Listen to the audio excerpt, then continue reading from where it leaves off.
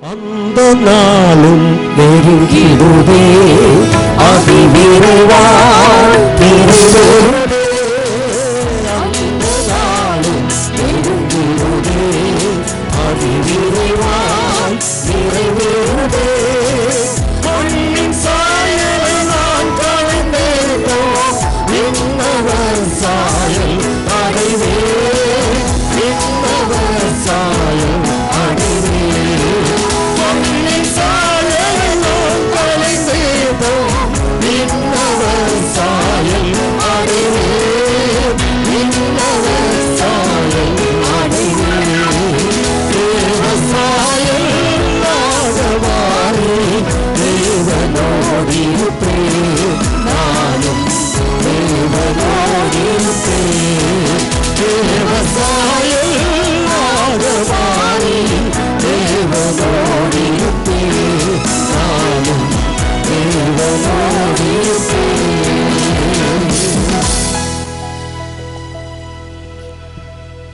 துதியின் கோட்டையின் ஊழியங்களின் தலைமை போதகர் பாஸ்டர் ஐ ரத்னபால் அவர்கள் இப்பொழுது பேசுவார்.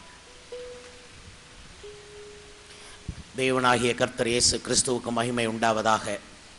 நான் இந்த வீட்டுக்காரர்களில் ஒருவர். நான் ஏற்கனவே நேற்று நிறைய விளக்கங்களை பேசியிருக்கிறேன். இன்றைக்கு நான் ஒரே ஒரு விஷயம் சொல்ல வேண்டுமானால் அது ஏசாயா தீர்க்கதரிசியின் புஸ்தகம் 65:8 இருக்கிறது.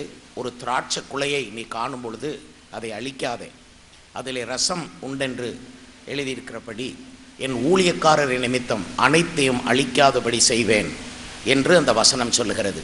அந்த வசனத்திலிருந்து நான் கண்டு கொண்டது என்னவென்றால், ஒவ்வொரு ஊழியக்காரர்களும் ஒரு திராட்சை குலை போன்றவர்கள்.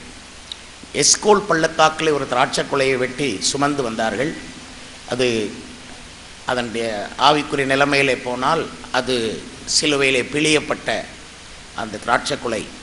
ஊழியக்காரர்கள் ஒவ்வொருவரையும் கர்த்தர் ஒரு திராட்சை குலை போல வைத்திருக்கிறார். எல்லா பாடுகளும் அவர்களுக்குத்தான் வரும், எல்லா கடினங்களும் அவர்களுக்கு வந்து தான் பிறருக்கு போகும். அழைக்கப்பட்டவர்களை மட்டும்தான் அதை தாங்க முடியும். வேறு எவராலும் தாங்க முடியாத துன்பங்கள், துயரங்கள். அழைக்கப்படாவிட்டால் அந்த மாதிரி சத்தியங்களை விளங்கி கொள்ளவும் முடியாது, கை கொள்ளவும் முடியாது. அழைக்கப்படாவிட்டால் அந்த பாதையில் போகவும் முடியாது.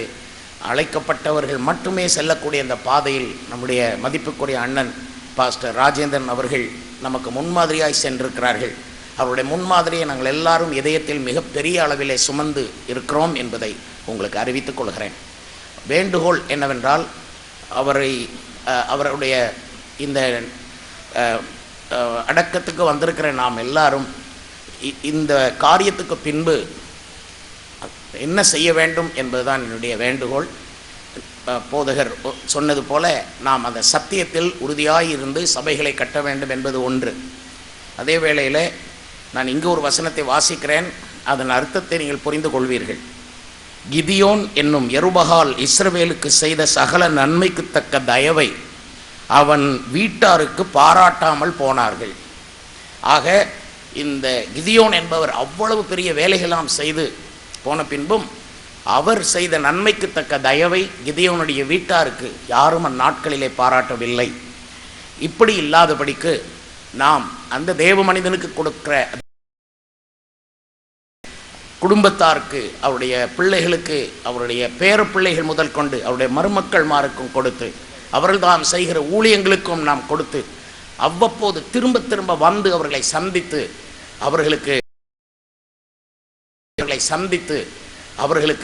அவர்களோடு பேசி அவர்களை இளைப்பாற பண்ணி செல்ல உங்களை அன்போடு அழைக்கிறோம்.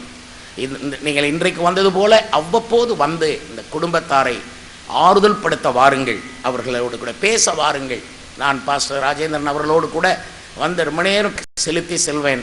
அது மாதிரி நாம் செய்வோமானால் நாம் இந்த ஊழியத்திற்கு இன்னும் ஆதரவாக இருக்கிறதாக இருக்கும்.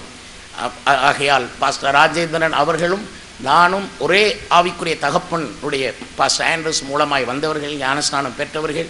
நான் திருநெல்வேலியிலே துதியின் கோட்டை ஊழியங்களை அண்ணன் நற்செய்தி ஸ்தாபன சபை பக்கத்தில் இருந்தே செய்து கொண்டிருக்கிறேன். ஆனால் எங்களுக்கு இருக்கிற உறவு மிக தெய்வீகமானது. அதை இன்னொரு நாளைக்கு உங்களுக்கு விளக்கி சொல்கிறேன். இப்பொழுது உங்கள் அனைவருக்கும் ஆறுதல் சொல்லி என்னுடைய மனைவி, என்னுடைய பிள்ளைங்கள் சார்பாகவும் துதியின் கோட்டை சபை மக்கள் சார்பாகவும் நான் ஆறுதல் சொல்லி மரியாதை செய்து அம்மா அவர்களுக்கு அவருடைய இரு கைகளையும் பிடித்து ஆறுதலை சொல்லி விடைபெறுகிறேன். மிகவும் நன்றி. கர்த்தர் உங்கள் அனைவரையும் ஆறுதல் படுத்துவாராக. அடுத்ததாக pastor Vijay Paulus, pastor Rajendran அவர்களோடு கூட வேதாம கல்லூரி காலம் தொட்டே ஊழியத்தில் இணைந்து இதே பட்டணத்தில் ஊழியம் செய்து வருகிற பாஸ்டர் பாலஸ் அவர்கள்.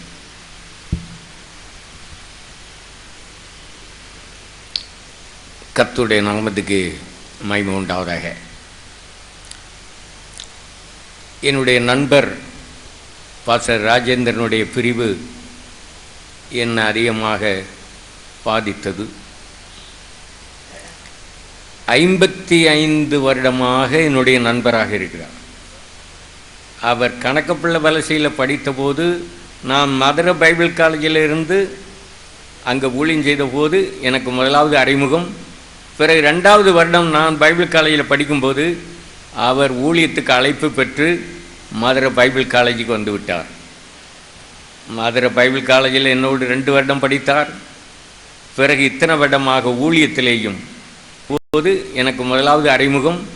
பிறகு 2வது வருடம் நான் பைபிள் காலேஜில் படிக்கும்போது அவர் ஊழியத்துக்கு அழைப்பு பெற்று மதுரை பைபிள் காலேஜுக்கு வந்து விட்டார்.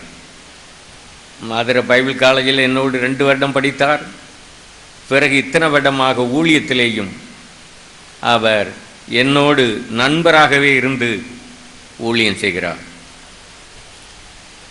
ஆரம்ப காலத்திலிருந்தே நான் ரொம்ப சுருக்கமாக பேசி முடிக்க போகிறேன். அல்லேலூயா. எல்லாத்தையும் பேசினா நேரம் இல்லை. அவர் அதிகமாக என்னோடு நான் பால் சொல்ல முடியாது பாலசுன்னு சொன்னார். நான் அப்படி சொல்லக்கூடாது. உம்மோட வயசு கூடினவன், நான் 3 வருஷம் வயது கூடினவன், நானே தைரியமாக இருக்கேன், நீர் இன்னும் இருந்து நல்ல ஊழியம் செய்யணும் என்று நான் சொல்லுவேன்.